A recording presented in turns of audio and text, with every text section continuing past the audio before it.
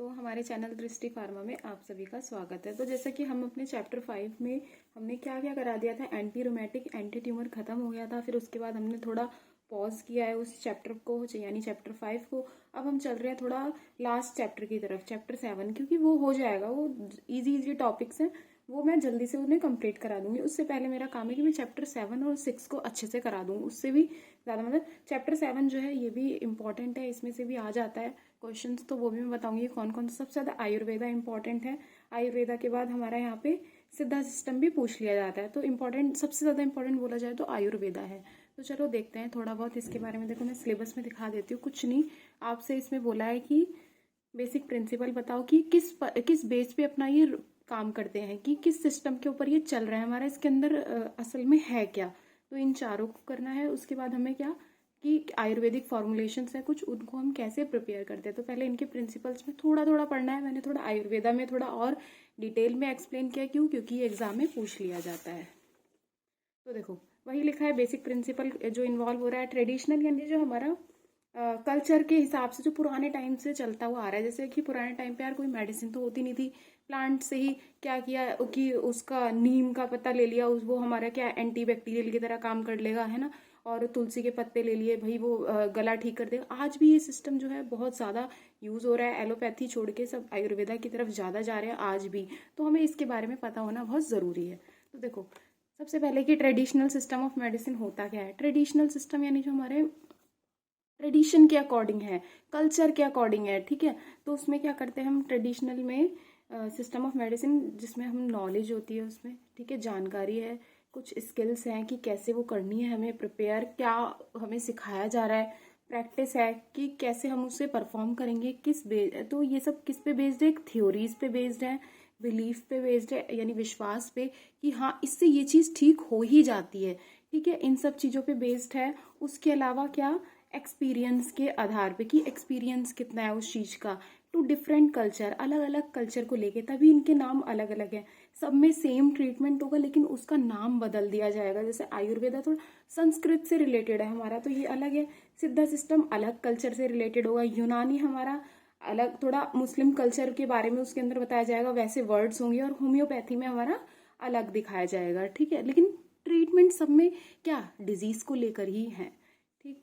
तो वही है कि भैया ये एक नॉलेज है, स्किल्स है और प्रैक्टिस है, किसी पे बिलीफ पे बेस्ड है, एक्सपीरियंस पे बेस्ड है हमारी, जो हम यूज़ करते हैं किसके लिए, लाइफ को मेंटेन करने के लिए, हेल्थ को मेंटेन करने के लिए, या फिर रोकने के लिए, ठीक है, या फिर चेकअप के लिए, डायग्नोसिस के लिए और इम्प्रूवमेंट, सुधार के लिए, या फिर ट्रीटमेंट के लिए, किसका, फिजिकल एंड मेंटल इलनेस, यानी कि जो भी हमारे शरीर में बीमारियां हो रही हैं उन सबको रोकने के लिए, उसको चेक करने के लिए, इम्प्रूव करने के लिए, और हमारी लाइफ को बनाने के लिए, हेल्थ को बनाने के लिए, जो भी हम बिलीव्स, एक्सपीरियंसेस अलग अलग कल्चर के यूज़ कर रहे हैं, वही क्या है हमारा ट्रेडिशनल सिस्टम ऑफ मेडिसिन है।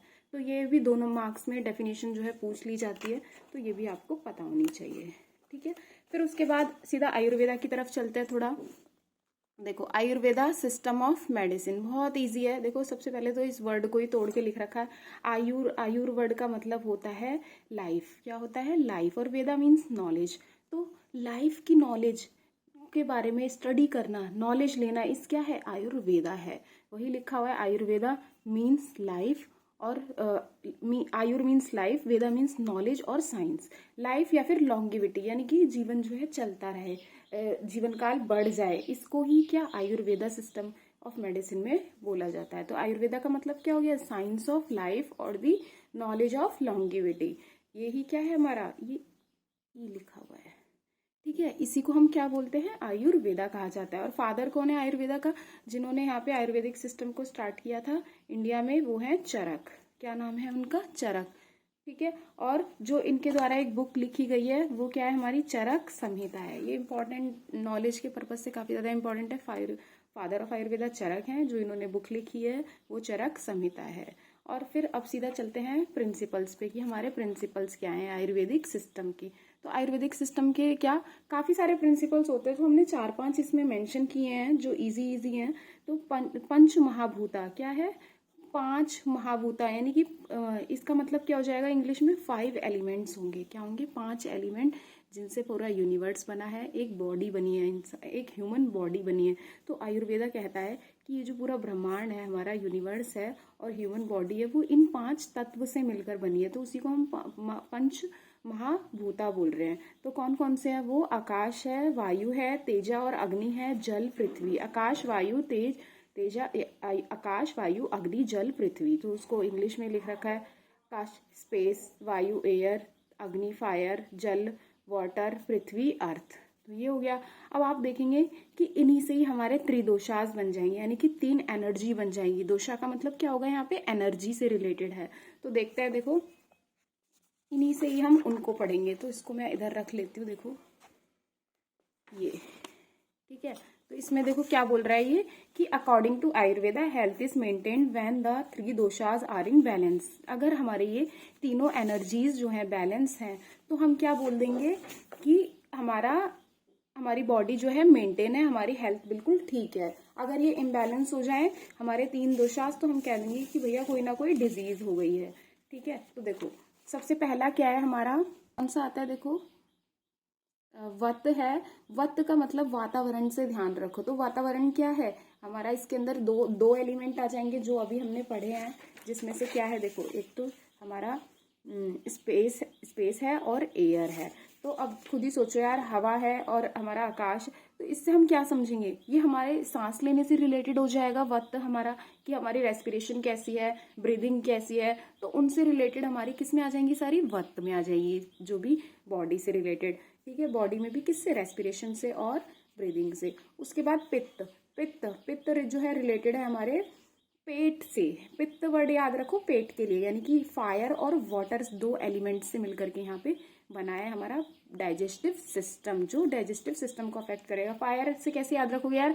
HCl होता है, डाइजेशन में हेल्प करता है, मेटाबॉलिज्म होता है हमारी बॉडी में, एक्सक्रीशन होता है जाके। तो ये फायर, उसके लिए क्या क्या होता है? हमारे पेट में फ्लूइड भी होता है और HCl भी। तो पित्त हमें ऐसे याद रखना है। और कफ यानी कि किससे रिलेटेड है? मॉइस्ट से और कूल से, ठंडी चीजों से और नमी से।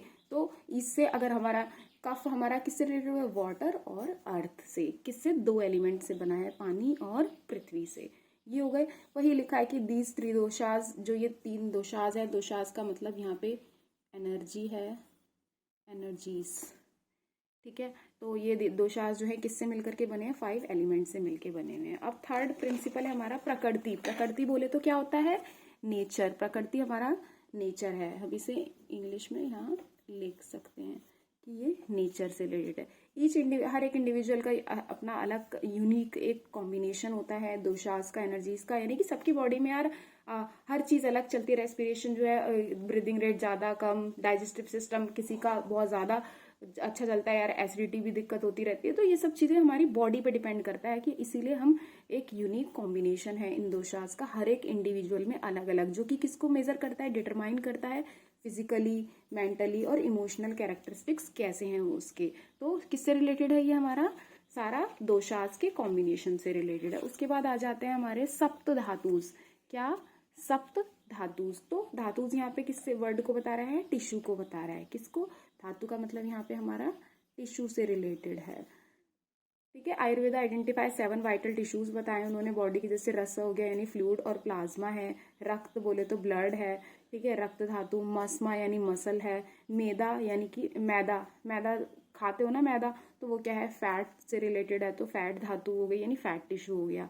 फ्लूइड यानी प्लाज्मा टिश्यू है, ब्लड टिश्यू हो गया, मसल टिश्यू हो गए हमारे, फैट टिश्यू, ठीक है। जो यहाँ पे सारे टिश्यूज प्रेजेंट है ये उनकी बात कर रहा है। तो ये सब चीजें हमारी बॉडी में सही रहनी चाहिए, ब्लड का सर्कुलेशन अच्छा हो। तो इसके अंदर हम खुद ही, अगर एनाटमी सही है तो हम एनाटमी के वर्ड्स को यहाँ पे और अच्छे से लिख सकते हैं। ये है।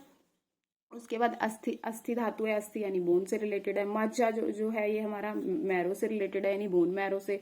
शुक्रा यानी कि बोलते हैं रिप्रोडक्टिव धातु से, यानी स्पर्म वगैरह से रिलेटेड है, तो यानी रिप्रोडक्टिव से रिलेटेड हो गया। उसके बाद फिफ्थ प्रिंसिपल क्या है? द ट्राइमलाज यानी कि मल यानी गंदा, वेस्ट।